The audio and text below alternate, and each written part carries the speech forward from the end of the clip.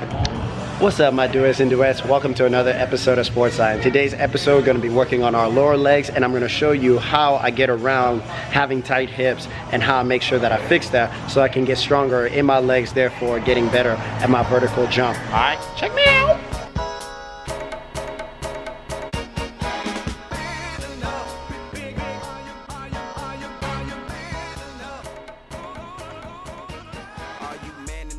Now that I'm at the gym, I just finished doing my mobility drill. So what I do with my mobility to try and improve my hip mobility is I make sure that I get a little bit of a jog in, so I go back and forth. Then I make sure I stretch the hamstrings. Now when it comes to the hip, there's a few things that I do. What I always like to do is I like to do walking knee hugs. Every time I'm doing walking knee hugs, what I try to do is make sure that my knee hits the highest point, but also I'm maintaining a big chest, and it's normal for my other leg, my opposite leg, to actually lift off slightly off the ground, have the heel lift slightly off the ground, and that's totally fine, which is an indication that the opposite glute is also firing. So if you keep doing this and you do about 8 on each leg, you're gonna have a little bit of looser hips. And then the next thing is I ended up getting on all fours and I started doing hip circles. So I did them clockwise and then counterclockwise.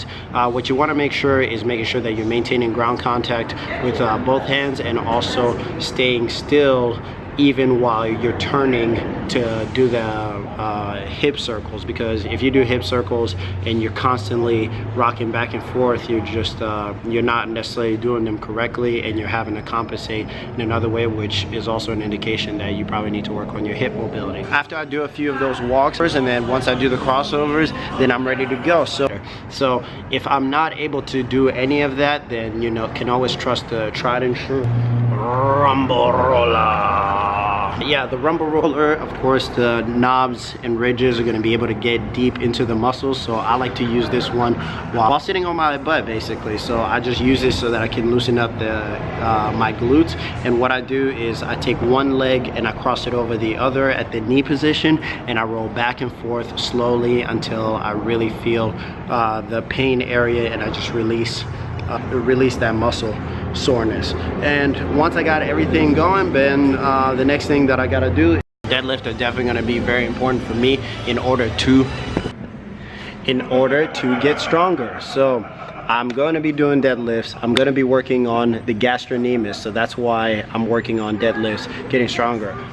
So usually how I start out my deadlifts, I start out with a warm-up of 135, do a few reps of it. Today I'm going to be working with 6 rep ranges, and now I'm getting to my top set, and my top set is 275, and I'm going to be doing it for 6. I'm going to be doing 4 sets of this, as you can tell in the document that I put in the description below, so you can follow along. So getting stronger. So when I was first starting out, I wanted to use a different type of wrap. So I used the padding, the Grid Power Pads Foam Grip, which looks cool, but they suck, because the whole purpose of having wrist wraps is so that it gives you the support, so that if you lose the weight, at least your wrist can catch part of it, so that you can maybe bust out a few more reps. So if you have something like this and you can't necessarily grip the weight and hold it, defeats the purpose of it. So these are weak as hell. So anyways, I'm talking enough.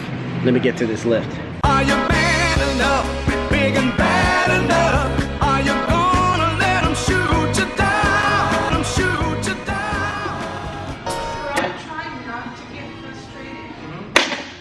So what was the kettlebell I was using today?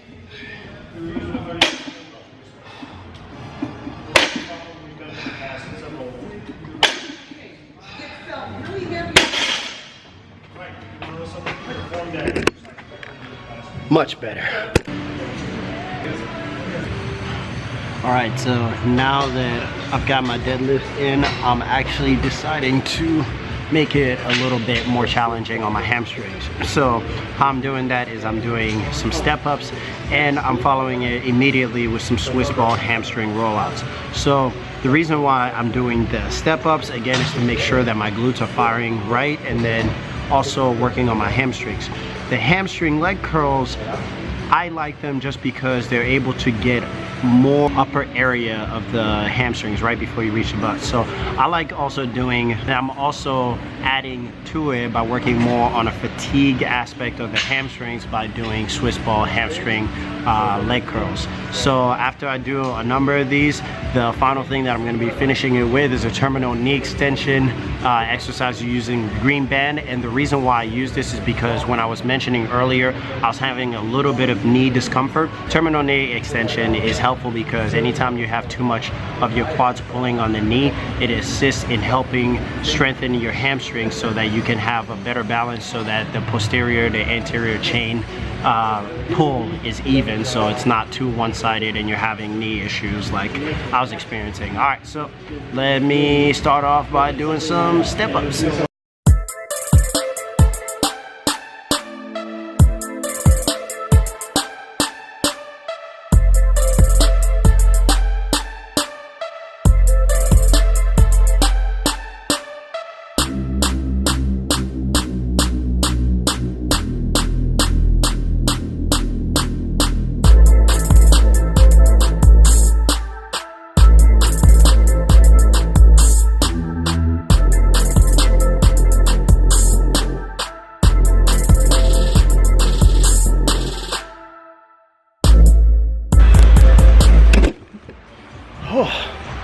Well, that does it. Done rocking my hips, done kicking my hamstrings, but it's time for me to wrap it up.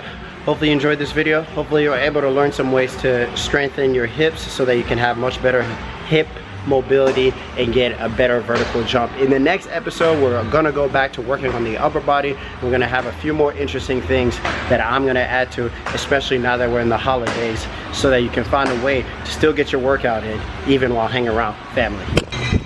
Wait a minute, I'm bugging. How was I gonna say next time without saying properly goodbye? So if you enjoyed this video, give it a thumbs up. If you're new to the channel, go ahead and subscribe, and I'll catch y'all next time here on Sports Side. Thanks for checking me